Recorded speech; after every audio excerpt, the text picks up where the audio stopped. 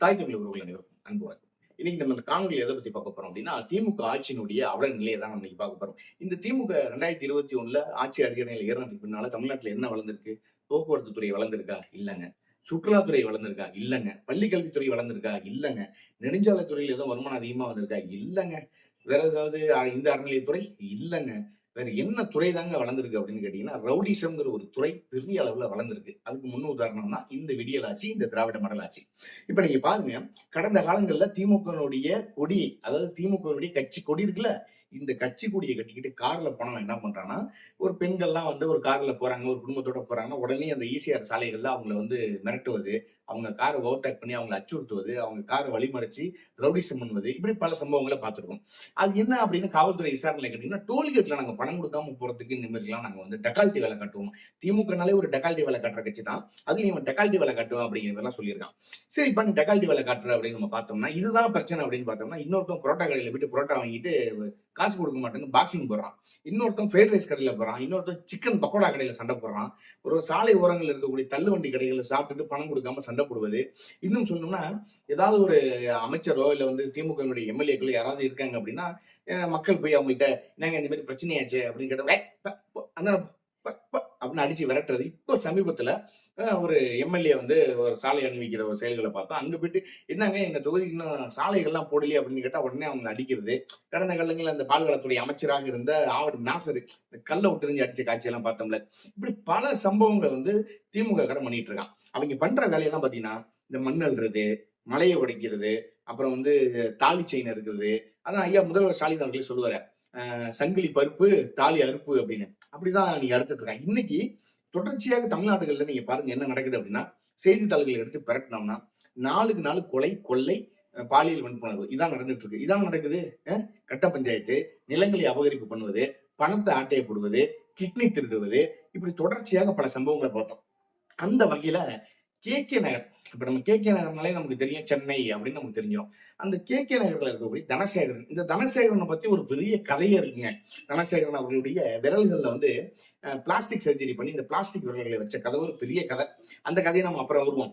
ஆனா அப்படிப்பட்ட ஒரு தனசேகரன் அவர்கள் வந்து திமுகல ஒரு முக்கிய பிரமுகர், எல்லாருக்குமே தெரிஞ்சிருக்கும். கடந்த காலங்களில் கருணாநிதி அவர்களை சந்திச்சு பேசினது, அவர் போனது, இப்படி பல்வேறு சம்பவம் நம்ம பார்த்திருப்போம். ஆனா இந்த தனசேகரன் அவருடைய பேரன் சந்துருன்னு ஒரு பையன் இருக்கான், பேரன். இவன் கல்லூரியில படிச்சுட்டு இருக்கான். இதே கல்லூரியில வந்து நிதின் சாய்ங்கிற ஒரு பையனும் கல்லூரியில படிச்சுட்டு இருக்காரு. இவங்க எல்லாம் நேற்று இரவு என்ன பண்ணிருக்காங்க அப்படின்னா, ஒரு பர்த்டே பார்ட்டிக்கு போயிட்டு ரிட்டர்ன் வரும்போது இந்த நிதின் சாய்ங்கிற பையனும் அவருடைய நண்பரும் ஸ்கூட்டில வந்திருக்காங்க.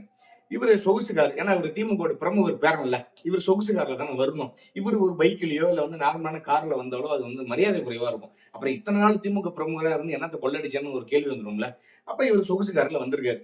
வரும்போது இவர் பேரன் என்ன பண்ணிருக்காரு, அந்த ஸ்கூட்டி அடிச்சு வேகமா இடிச்சு தள்ளிட்டு போயிருக்காரு. காவல்துறையினர் என்ன நினைச்சிருக்காங்க, ஏதோ விபத்து நடந்திருக்கு போல அப்படின்னு நினைச்சிருக்காங்க. சரி, விபத்து நடந்திருக்கு அப்படின்னு எடுத்து அந்த சிசிடிவி காட்சிகள் எல்லாம் எடுத்து பார்க்கும்போது தான் தெரியுது இது விபத்து இல்ல, திட்டமிட்ட படுகொலை அப்படின்னு. வேணும்னே அந்த பையனை இடிச்சு கீழே தள்ளிட்டு இவன் காரை விட்டு இறங்கி அந்த பையனை பார்த்து மிரட்டி போயிருக்காங்க. ஆனா அந்த பையன் இறந்து போனது தெரியாம. அப்ப என்னன்னா, ஒரு திமுக பிரமுகனுடைய பேரன் அப்படின்னா கொலை பண்ணலாம், காரை ஏற்றி கொலை பண்ணலாம் அப்படிங்கிற செய்தி தான் இன்னைக்கு நமக்கு தெரியுது. அப்ப இதை பார்க்கும்போது என்னன்னா, கடந்த காலங்களில் திமுக யாராவது தப்பு பண்ணாங்கன்னா உடனே அவங்களை தண்டிக்கிறது இல்லை. இதே திமுக அதே கே நகர் பகுதிகளில் வந்து பாத்தீங்கன்னா ஒரு கூட்டம் போடுறாங்க. அதுல வந்து தமிழச்சி தங்கப்பாண்டியனும் கனிமொழி அவர்களும் கலந்துக்கிறாங்க. அந்த கூட்டத்தில் பெண் காவலருடைய இடுப்பு பிடிச்சிக்கலாம்னு சொல்லிட்டு ஒரு பெரிய பஞ்சாயத்து வருது. காவல் நிலையத்துல அவங்க காவலரே போய் காவல் நிலையத்துல கம்ப்ளைண்ட் கொடுக்குறாங்க. உடனே அந்த கம்ப்ளைண்ட்டை வாபஸ் அவங்க வச்சு அதெல்லாம் ஒண்ணும் இல்லை, நடக்கல, நாங்க சமாதானம் ஆயிட்டோம், இப்படி பிரச்சனைகளை பார்த்திருக்கோம். இதே அமைச்சர் சேகர் பாபு சமீபத்துல ஒரு ரவுடியோட வந்து ஆடியோல, அதாவது தொலைபேசியில வந்து பேசின ஒரு ஆடியோ ஒன்று வெளியானது. அதுல வந்து ஒரு அமைச்சருக்கு ரவுடிக்கு என்ன தொடர்புங்கிற ஒரு கேள்வி இருக்கு. இதே மாதிரி மா சுப்பிரமணியன் அவர்கள் வந்து பாத்தீங்கன்னா இந்த அண்ணா யூனிவர்சிட்டி பல்கலைக்கழகத்துல ஒரு மாணவி பாதிக்கப்படுறா. அந்த மாணவி பாதிக்கப்பட்ட விவரத்துல ஒருத்தன் கைதாகிறான்ல, அவனுடைய கூட வந்து நிறைய புகைப்படங்கள் எடுத்துக்கிட்டாரு. அப்படிங்கிற மாதிரி பல்வேறு பிரச்சனைகள் எல்லாம் போச்சு. அப்ப திமுகனாலே இங்க ரவுடிசம், அப்ப நாங்க இங்க கொலை பண்ணுவோம், கொலை பண்ணுவோம், இப்படி ஒரு பல்வேறு பிரச்சனைகள் தான் இங்க நடந்துட்டு இருக்கு அப்படிங்கிற மாதிரி நம்ம இங்க பாத்துட்டு இருக்கோம். இப்ப இதை தொடர்ச்சியா பாருங்க, தமிழ்நாட்டுக்குள்ள சாதிய ஆணவ படுகொலைகள், இந்த 2021 தொடங்கி இந்த 2025 இந்த மாதம் வரைக்கும் பாத்தீங்கன்னா எத்தனை சாதி ஆணவ படுகொலைகள் தொடர்ச்சியாக நடந்துட்டு இருக்கு. இதே சட்டமன்றத்துல சாதி ஆணவ படுகொலைகளுக்கு தனி சட்டம் இயற்ற வேண்டும் என்று சொன்ன போது இதே ஐயா முதல்வர் அவர்கள் மு.க.ஸ்டாலின் அவர்கள் என்ன சொன்னாரு, அதெல்லாம் தனி சட்டம் தேவையில்லை அப்படின்னு சொல்லி அந்த தனி சட்டம் வேணாம்னு சொன்னவர் ஐயா மு.க.ஸ்டாலின் அவர்கள். இன்னைக்கு நடந்துட்டு இருக்கா இல்லையா? இதே இவங்க சாதியை ஒழிச்சமைங்க, நாங்கள் பெரியாரின் வழி வந்த பேர பிள்ளைகள்மா சாதியை ஒழிச்சிட்டோம். அங்க எங்கடா ஒழிச்சிங்கன்னா முதுகுக்கு முன்னாடி ஒழிச்சிருப்பான். இதே அமைச்சர் சேகர்பாபு அவர்கள் இதே திமுக தானே இருக்காரு. அமைச்சர் சேகர்பாபு அவர்களுடைய மகள் காதலித்து வேறு ஒரு சமூகத்தை சார்ந்த ஒருவரை திருமணம் பண்ணிக்கிறாங்க. அந்த மகள் ஒரு பேட்டி கொடுக்குறாங்க. சேகர்பாபு அவருடைய மகள், என்னுடைய உயிருக்கு பாதுகாப்பு இல்ல, என் கணவருடைய உயிருக்கு பாதுகாப்பு இல்ல, எப்படியாவது எங்களை பாதுகாக்கணும். எங்களுடைய தந்தை அமைச்சர் சேகர்பாபு அவர்கள் தொடர்ச்சியாக எங்களுக்கு குடைச்சல் கொடுக்கிறாரு, பெரிய நெருக்கடி கொடுக்கிறாரு காவல்துறையை வச்சுன்னு பல்வேறு செய்திகள் வெளியானது. இதே கலப்பு திருமணம் செய்து கொண்டால் திருமண உதவித்தொகையா நாங்க தரோம் அப்படின்னு சொல்லி அறிவிச்ச ஐயா ஸ்டாலின் அவர்கள் என்ன பண்ணிருக்கணும், சேகர்பாபு அவர்களை அழைத்து, ஐயா சேகர்பாபு அவர்களே, நாம் இருக்கக்கூடிய இயக்கம் திராவிட இயக்கம் என்பது சாதிகளை ஒழித்த இயக்கம், சமத்துவம் நிலைநாட்டிய இயக்கம், பெரியாரின் வழிவந்தவர்கள், அண்ணாவின் வழிவந்தவர்கள், கருணாநிதியின் வழிவந்தவர்கள். நாம போய் சாதி ஏற்றத்தாழ்வுகளை பார்க்கலாமா? நம்ம கட்சியை என்ன அறிவிச்சிருக்கு, கலப்பு திருமணம் செஞ்சோம்னா ஊக்கத்தொகையாக பணம் தரும்னு சொல்லியிருக்கோம். தயவு செஞ்சு வாங்க, போட்டோக்கு போஸ்ட் கொடுங்க, உங்க பொண்ணு மாற்று சமூகத்தை சேர்ந்த ஒருவரை காதலித்து திருமணம் செஞ்சிருக்காங்க, அந்த உதவித்தொகையை நீங்க பிடிங்கன்னு சொல்லிருக்கணுமா இல்லையா? ஆனா அந்த பெண் அவ்வளவு பெரிய காணொலி வெளியிட்டோம், காவல் நிலையத்துக்கு போயும், பத்திரிகைகளை செய்தி வந்தோம், அந்த பெண்ணுக்கான பாதுகாப்பு இன்னை வரைக்கும் உறுதி செய்யப்படல. இதான் இன்னைக்கு தமிழ்நாட்டில் நடக்குது. அப்ப என்னன்னா, திமுகனா என்ன வேணாலும் பண்ணிடலாம், திமுகனா ரவுடிசம் பண்ணலாம், திமுகனா கொலை பண்ணலாம், திமுகனா ஒருத்தனை மிரட்டலாம், திமுகனா ஒருத்தனை போட்டு அடிக்கலாம். அதுவும் அந்த என்ன கருப்பு சிவப்பு கரை வெட்டி கட்டிட்டா தமிழ்நாட்டுல நான் ரவுடிசம் பண்ணுவேன், நான் போலீஸ்காரனே போய் மிரட்டுவேன், மாவட்ட ஆட்சியரை போய் மிரட்டுவேன். எத்தனை காணொலிகள், எத்தனை ஆடியோக்கள் நம்ம பாக்குறோம். மாவட்ட ஆட்சியரை மிரட்டுறது, காவல்துறையினரை மிரட்டுவது. இன்னும் இல்லைங்க, இப்ப பாருங்க மயிலாடுதுறையில இப்ப இந்த டிஎஸ்பி சுந்தரேசன் அவர்கள் அந்த பிரச்சனையை நம்ம பார்த்தோம். அது மாதிரி வாகனத்தை பிடுங்கிக்கிட்டு அமைச்சருடைய கான்வாய்க்கு வாகனம் கேட்டாங்கன்னு சொல்லி பிடிங்கிட்டு இப்படி பல்வேறு பிரச்சனை போகும். தமிழ்நாடு முழுக்க காவலர்களே சொல்றாங்க, எங்களால நிம்மதியா வேலை பார்க்க முடியல, எங்களுடைய பணிகளை செய்ய முடியல, எங்களுக்கு மன உளைச்சல் இருக்கு, எங்களால எங்களுடைய டியூட்டிலேயே கான்சன்ட்ரேட் பண்ண முடியல, ஒரு குற்ற செயல்கள் நடந்துச்சுன்னா அதை போய் விசாரிச்சு அதுக்கான தீர்வை கொடுக்க முடியல, யாராவது ஒரு மேலிடம் பிரஷர் பண்றாங்க, பல்வேறு பிரச்சனைகளை பார்க்கிறோம். இப்ப நீங்க பாருங்க, இந்த சமூக வலைத்தளம் இருக்குல்ல, இந்த சமூக வலைத்தளங்கள்ல நிறைய பதிவுகளை நம்ம பார்க்கிறோம். அப்ப ஒரு வழக்கறிஞர் ஒருவர் ஒரு பதிவு போடுறாரு. என்ன போடுறாருன்னா, இந்த கஞ்சா விற்பனை செய்யறவங்களை பிடிப்பது இல்லை காவல்துறையினர், அதை கொண்டு இந்த 16-17 வயசு சின்ன பசங்க சேலுக்கு வராங்களே, இந்த விற்பனைக்காக சாலைகள்ல பைக்ல நின்றுட்டு, இந்தாங்க இந்த பொட்டலம் 2000, இந்த பொட்டலம் 5000 விற்கிறீங்களா, அவங்கள மட்டும் பிடிச்சி அவங்க மேல வழக்க போடுறது. இது உண்மையாகவே விற்பனை பண்ணோன்னா விட்டுறது. ஆனா இந்த உண்மையாக விற்பனை பண்றவங்க இந்த காவல்துறை பிடிக்கணும்ல, அப்படியே பிடிக்க போனோம்னா அது மேலிடம் பிரஷர். இந்த மேலிடம் பிரஷர்னா யார் அந்த மேலிடம்? எம்எல்ஏவா, எம்பியா, அமைச்சரா, இல்ல ஏதோ கட்சியில முக்கிய பொறுப்புல இருக்கிறவரா, மாவட்ட செயலாளரா, தலைவரா, பொருளாளரா, இல்ல யார் மேலிடம்? அப்ப என்னன்னா, காவல்துறை தனது கட்டுப்பாட்டுல இருக்கு, நேரடி கட்டுப்பாட்டுல இருக்குன்னு சொல்லக்கூடிய முதல்வர் ஸ்டாலின் அவர்கள் என்ன பண்ணிட்டு இருக்காரு? இப்ப எத்தனை லாக்அப் மரணங்களை நம்ம பார்த்தோம். கடந்த 2021 இப்போது வரைக்கும் திமுக ஆட்சி பொறுப்பு ஏற்றதுக்கு பின்பாக கிட்டத்தட்ட 25 லாக்அப் மரணங்கள் நடைபெற்றது. இந்த 25 லாக்அப் மரணத்துக்கு ஐயா ஸ்டாலின் என்ன பதில் சொல்ல போறாரு?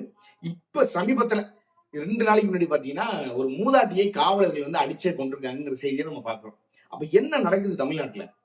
அப்ப ஒரு சாதாரண மனிதன்னா, ஒரு எளிமையானவன், ஒரு ஏழ்மையானவன், ஒரு எளிமையானவன், ஒரு பிரச்சனைனா இந்த ஆளும் அரசாய் பார்த்தோ இல்ல ஆளும் வர்க்கத்தை பார்த்தோ ஒரு கேள்வி கேட்க முடியாது, அப்படித்தானே?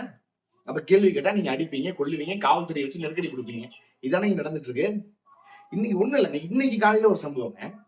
பெருங்குடி ரயில்வே ஸ்டேஷன்ல ஒரு பெண்மணி உட்கார்ந்துருக்காங்க. ஒரு பையன் அங்கேருந்து வரான், அவங்கள்ட்ட பேச்சு கொடுக்குற மாதிரி கொடுத்துட்டு டக்குன்னு செயினை பிடிச்சி அறுத்துட்டு போறான். அப்ப என்னன்னா, தமிழ்நாட்டுல நீ செயின் எடுத்துடலாம், நடந்து போற ஒரு 8ஆம் வகுப்பு படிக்கக்கூடிய ஒரு சிறுமியை பாலியல் வன்புணர்வு பண்ணிடலாம், ஒரு மூதாட்டியை பாலியல் வன்புணர்வு பண்ணிடலாம், ஒரு வீட்டுல தனியா இருக்கக்கூடிய பெண்கள் இருக்காங்கன்னா அந்த வீட்டுக்குள்ள பூந்து நீ கொள்ளடிச்சிடலாம், நகையை திருடிடலாம், இப்படி பல சம்பவங்களை நீ பண்ணிடலாங்கிற தைரியத்தை யார் கொடுக்குறது? அப்ப இங்க சட்டம் ஒழுங்கு சரியில்லை. சட்டம் ஒழுங்கு சரியாக இருந்தா இந்த பிரச்சனைகள்லாம் நடக்குமா? இப்ப பாருங்க, இந்த சாதி ஆணவ படுகொலைக்கு ஆரம்பத்திலே நம்ம சரியான முறையில ஒரு சட்டத்தை ஏற்றி அவர்களுக்கு ஒரு மரண தண்டனை கொடுக்கணும், ஒரு தனி சிறப்பு சட்டத்தை கொண்டு வரணும் சாதி ஆணவ படுகொலைக்கு எதிராக அப்படின்னு சொல்லி கொண்டு வந்திருந்தா இன்னைக்கு இந்த தூத்துக்குடியில இந்த சம்பவம் நடைபெற்று இருக்குமா? எத்தனை சம்பவங்கள் இந்த திமுக ஆட்சியில சொல்லுங்க. அது எப்படி திமுக ஆட்சியில மட்டும் சாதிய பிரச்சனைகள் தலை தூக்கி நடக்குது? என்னன்னு எனக்கு ஒன்றும் புரியலையே. ஆனா மக்கள் என்ன சொல்றாங்கன்னா, இப்ப நீங்க பாருங்க, கடந்த காலங்கள்ல அஹ், இந்த தேர்தல் சமயங்கள்ல எல்லாருமே என்ன சொன்னாங்கன்னா, எடப்பாடி பழனிசாமி அவர்கள் வந்து அப்படி இப்படின்னு சொல்லிட்டு ஆட்சிக்கு வந்துட்டாரு. ஏதோ ஒரு லக்குல வந்துட்டாரு. அவருக்கெல்லாம் வந்து எப்படி கட்சியில இருக்காருன்னே பல பேருக்கு தெரியாது. ஏதோ லக்குல வந்துட்டாரு. அவருக்கு ஆட்சி நடத்தவே தெரியல.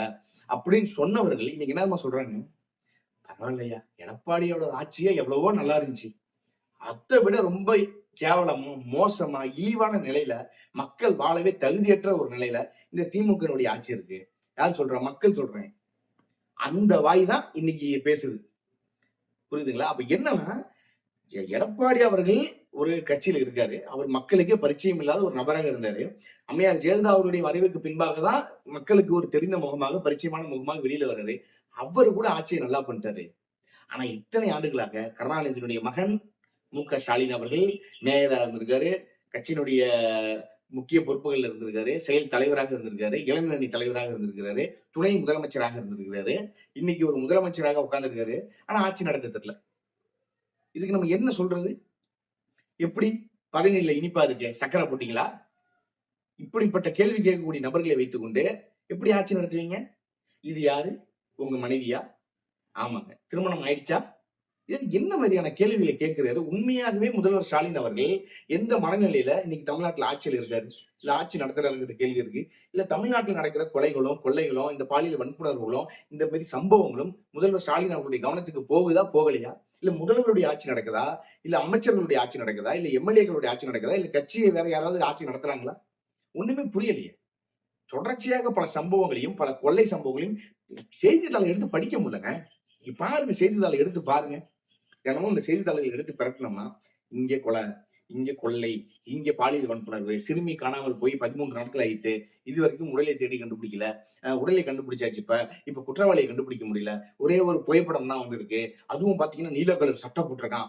நீல கலர் டி ஷர்ட் போட்டிருக்கான். அப்ப நீல கலர் டி ஷர்ட் போட்டுட்டு ஒருத்தன் போயிட்டானா அவன் தான் குற்றவாளி. எதன் அடிப்படையில இவன் தான் குற்றவாளின்னு நீங்க நிரூபணம் பண்றீங்க? அப்ப என்னன்னா நாங்க தொடர்ச்சியாக கேட்கிறோம். இன்னர் பர்மிட் முறைய. இப்ப மிசோரம், அசாம் போன்ற மாநிலங்களில் இன்னர் பர்மிட் முறை இருக்கு. இந்த இன்னர் பர்மிட் முறையை தமிழ்நாட்டுல அறிமுகப்படுத்துங்க. ஏன்னா எத்தனை வடமாநில தொழிலாளர்கள் உள்ள வராங்க, யாரு வெளியில போறா, எத்தனை மாதமா அவன் இங்க வேலை பார்க்கறான். தமிழ்நாட்டுக்குள்ள ஒரு குற்றச்செயல்கள் நடந்துருச்சுன்னா அந்த வடமாநில தொழிலாளர் வந்து தப்பிச்சு போயிடுறான். போனானா அவனை கண்டுபிடிக்க முடியல. அப்ப இன்னர் பர்மிட் முறைன்னு ஒண்ணு வந்தாதான் யாரு வரா, யாரு போறா, ஏதாவது ஒண்ணு தெரியணுமா இல்லையா? அப்ப எதுவுமே இல்ல. தமிழ்நாடு வந்து எப்படின்னா திறந்து போட்ட ஒரு மண்டபம் மாரி. இந்த சொல்லுவோம்ல, எப்பா அங்க போயிட்டு இது மாதிரி இருக்குப்பா, அங்க போய் படுத்துக்குங்கப்பா. என்ன இது? ஒண்ணும் புரியலையே. அப்ப என்னன்னா, தன் நிலத்தை ஒரு தமிழன் ஆளாத வரைக்கும் இந்த பிரச்சனை தொடர்ந்துகிட்டு தான் இருக்கும். தன் வீட்டை எப்படி வந்து அந்த வீட்டினுடைய ஓனர் வந்து இருந்து பார்த்துக்கிட்டா அந்த வீடு ரொம்ப நல்லா இருக்குமோ, அதே போலயே இந்த தமிழ்நாட்டை ஒரு தமிழன் ஆட்சி புரிஞ்சால் மட்டும் தான் அந்த தமிழ்நாடு நல்லா இருக்கும். சட்டம் ஒழுங்கு சரியா இருக்கும். அவ்வளவுதான் சொல்ல முடியும். மீண்டும் ஒரு காணொளியில் சந்திப்போம். நன்றி, வணக்கம்.